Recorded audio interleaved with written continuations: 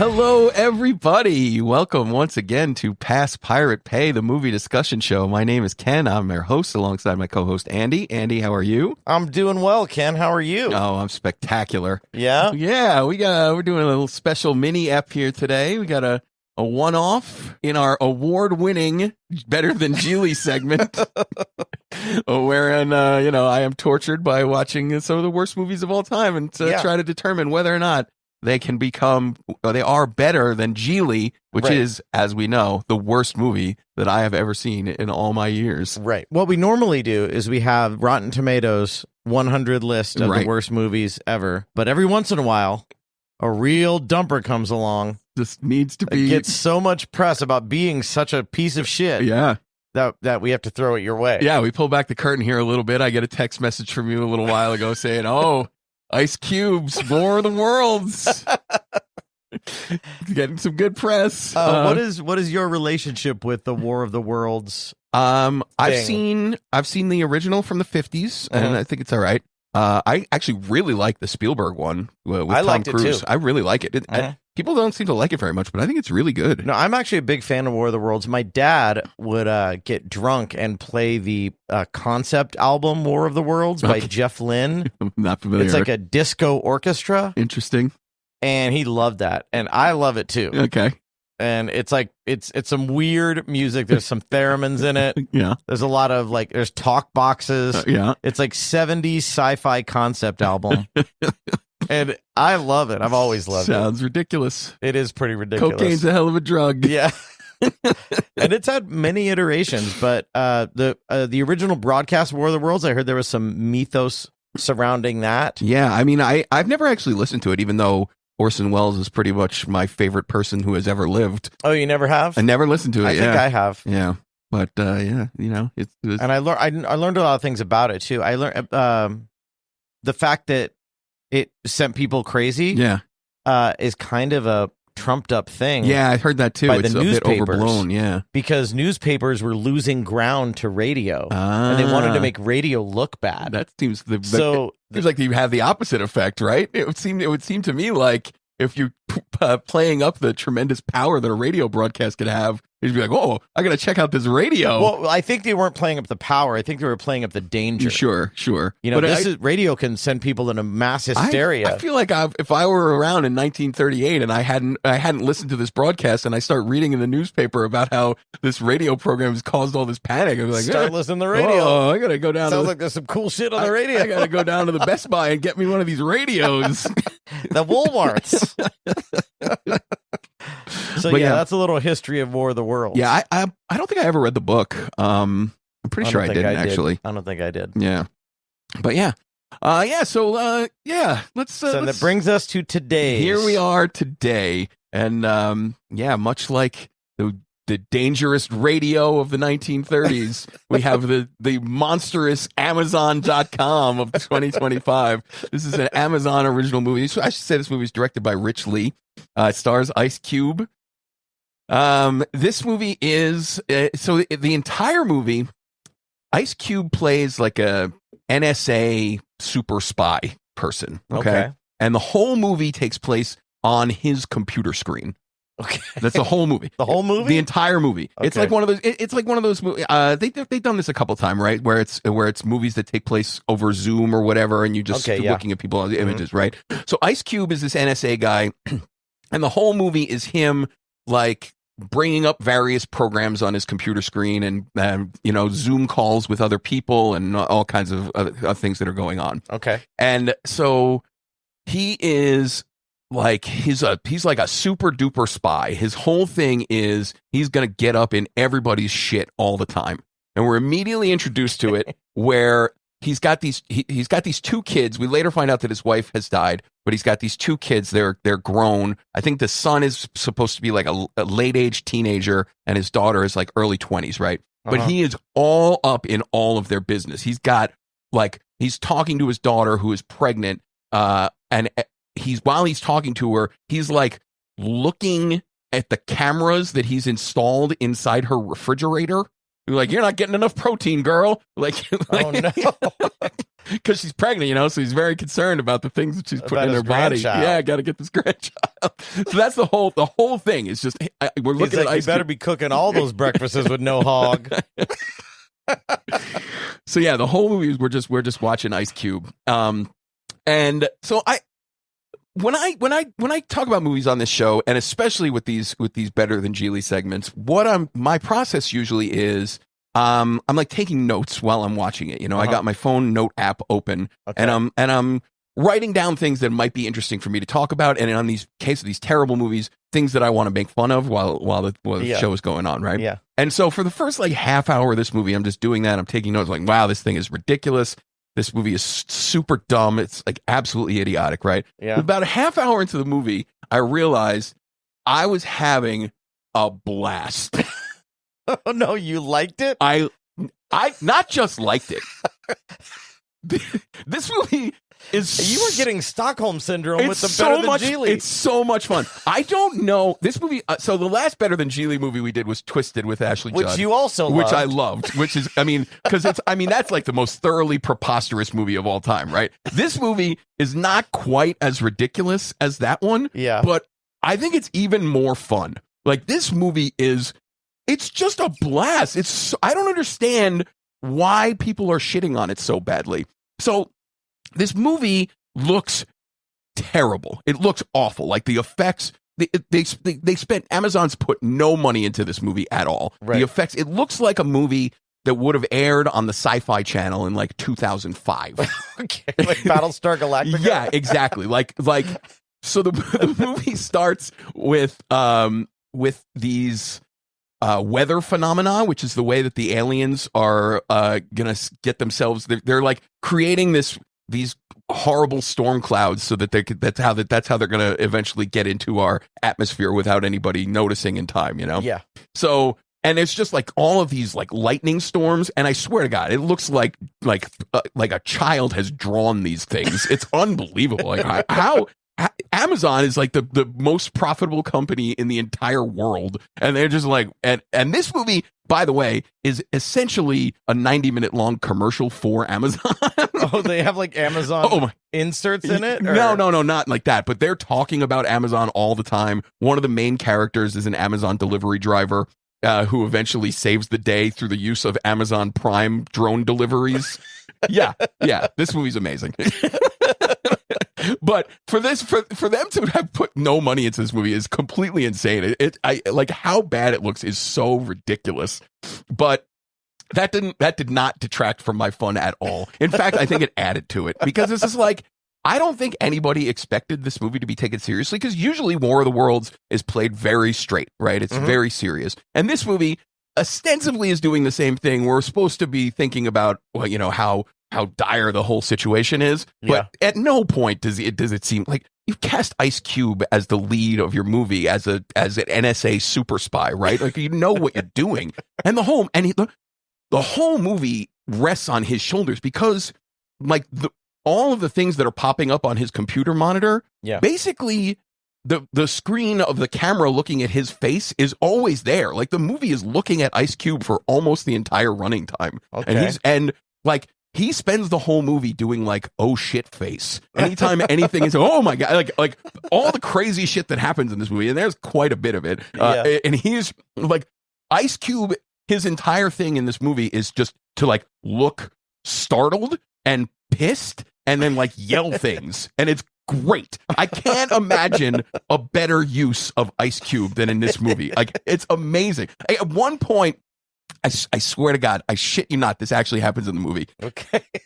He's running away from the aliens, and this we see on security cameras, because we're still only focused on Ice Cube's computer screen, even though he at one point he does run away from his computer, but we're still looking at him because there are security monitors, because he's inside this NSA building. So there are security camera monitors, and that's how we see what's going on. Okay. And so he's running, and these aliens start like trying to keep him from accomplishing the thing he needs to do, which doesn't matter. He's got to save the world, and the aliens are trying to stop him, right? Okay. So at one point, he actually kicks one of the aliens off of him and says, "Move, bitch, get out the way." That's not even his song. I know, it's not even him, But it doesn't matter. It's so. I was like, did he just say "move, bitch, get out the way"? That's so fucking amazing.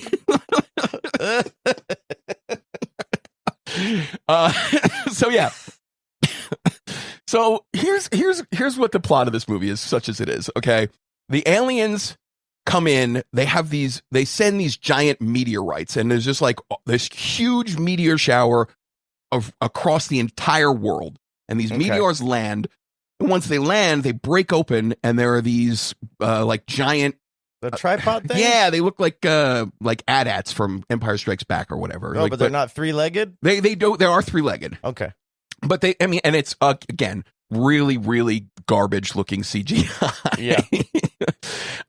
So yeah, these tripods, they come in and they land. So the key point is that these aliens are like half robot, half alien, half like being, right? Okay. So they're like computer chips with blood. This is basically how it's described. And the reason why these aliens are here is because they eat data. They eat data? They eat data. Well, we got plenty of that. Yeah. And so we eventually learn that the bad guy, the villain of the movie, is Ice Cube's boss at the NSA, who has developed this ginormous data consumption or collecting apparatus. They call it, I think it's Goliath, and it's going to be taking everyone's information, everything about everyone all the time, right? Okay. And it's like a tremendous invasion of everyone's privacy, so people are up in arms about it, but he's the head of the NSA and he can just unilaterally decide to implement this thing. Okay. But by implementing this gigantic data horde, he's like ringing a dinner bell for these data munching aliens. So they come up.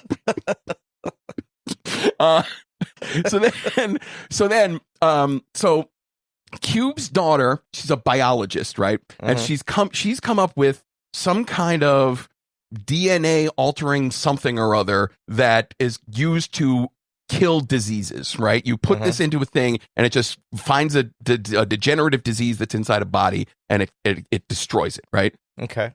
His son, he's like anonymous. He's like the super hacker. Like a hacker. At the very beginning of the movie. That sounds like you got chocolate in my peanut butter. At the very beginning of the movie, Ice Cube is tracking this notorious hacker guy, right? And then eventually it is revealed that it's his own son. It was his own son all along. So even though he's this tremendous spy who's up in everybody's business, his own son who lives in his house was able to be this super spy under his nose, right under his own nose. But anyway, so because these aliens are half robot and half alien, we have the daughter who has this virus eradicating disease thing, and the son who can create a computer virus, and then we just somehow meld them together, right? But the world is in chaos because when these aliens land, like they're murdering people, and the streets aren't safe, and you can't really do anything.